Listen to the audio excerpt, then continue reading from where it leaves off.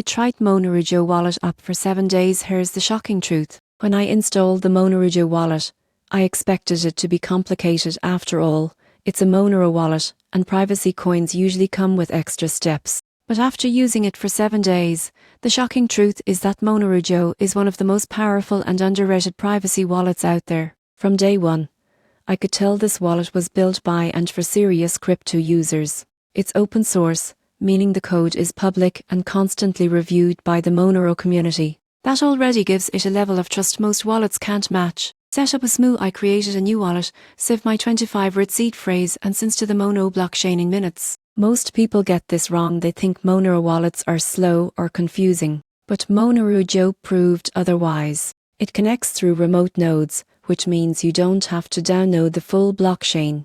That makes it lightweight, even for mobile users. During the week, I tested sending and receiving Zimmer. The transactions were anonymous by default, no traceable addresses, no public ledger visibility.